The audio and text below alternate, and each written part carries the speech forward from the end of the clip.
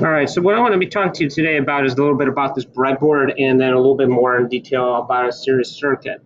So again, I want to just re-emphasize some of the important facts of a breadboard. So most breadboards look like what you see over here. Some are really large, some are really small. So basically, again, on a breadboard, you have two lines on top. We call these the power rails. And then you have the blue and then you have a red. There's positive and negative.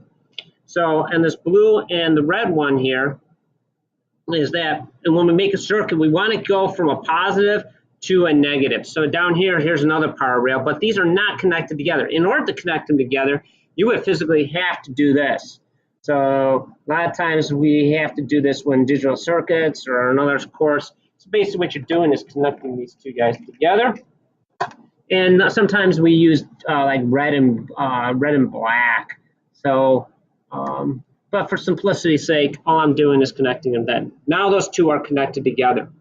So, but I just wanted to give you an idea of how you would actually connect up these power rails. Now, the second important thing we have going on here is that we have these holes on the board. So these holes on the board, I'm giving a little pointy stick here. So in these holes on this board, you notice that there's letters A through I, or A through J. And you also see a number 1 through, in this case, number 60. So if we look at this part right here, first of all, I connected up I'm going to move this over just a little bit here. So I connected up my positive to this red rail, and then my negative is to this blue rail. So in a series circuit, we go from point to point. So basically it's a ring around the rosy, you want to look at it. So we have the positive lead right here, and one of the resistor leads, or any of my power leads, go from here over to, in this case, I went over to 15. So I'm just going to see if I can zoom in. Pardon while we zoom in here. There we go. So you can see that this is actually 15 right down here. It doesn't matter what hole. What's important is that this wire and this wire are in the same hole. So on the breadboard, if we're looking at it, all these holes right here are all connected together, but they're independent down here. So if you want to connect the wire, if you want a connection from here to here, you have to put a jumper here. So that's why what I did here in the series circuit is I connected up from my positive rail to this point right here. And then what I did is I took another resistor and I went across, and I came across right into this rail, which is 20, 21, 22. It looks like 22. And then I came down. Notice I could put anywhere in this hole, but what's important is this point and this point are the same thing.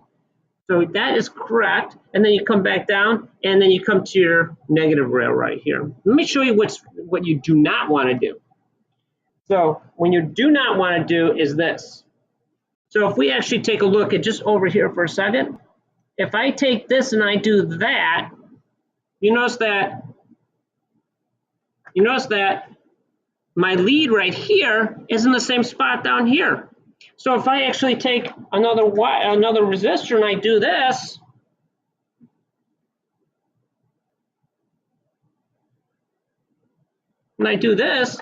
well, this resistor really does not have any effect. So I'm just going to throw one more resistor in here just to prove my point. So if I actually do this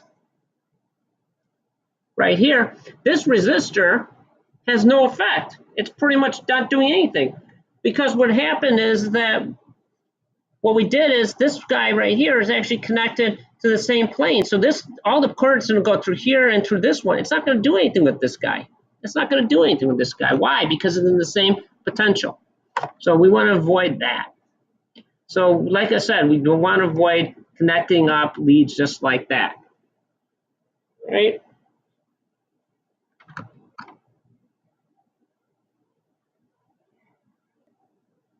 So in short, what we want to do is make sure that we start off, and every time there is a point of going to another load, these are called loads, what we do is we want to make sure there's at least 2 leads in a series circuit, 2 leads per rail section, 2 leads per rail section there. If you look at it, what I mean is this is a rail right here, so I have 2 leads in it. Could I have a third lead? Sure, I can have another lead go out this way.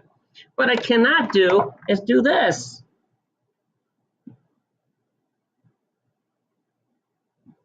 That is wrong.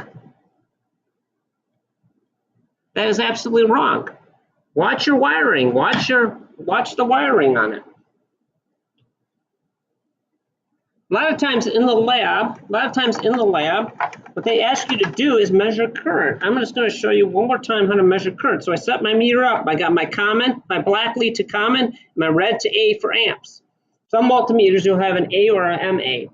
So pay attention to that. Most of these meters that you use only go up to 2 amps. So if you go above 2 amps or you short out something, you're gonna blow the fuse. So one way to blow the fuse is to actually take the multimeter and to set it up in amps is just go across it without actually breaking the circuit. So if you actually went across this way without breaking it, you blow that fuse. So remember, like I said before, you disconnect one side. So it doesn't matter which connection. Well, it does, because if you connect up the black to where the red's supposed to be and the red to the black, that's polarity. And all you're going to see is a negative on your multimeter. And that can confuse you. So pay attention to your leads. How do I know which one? Follow the red. So the red comes in, so it's red's positive, and then it's going to go negative. So we need to have a positive on this side. So my red is right on this side, and then right there, and my meter reads 7.75 milliamps. Again, if you have any questions with these breadboards, please follow the PDF file that's on D2L, or you come back to this. Thank you.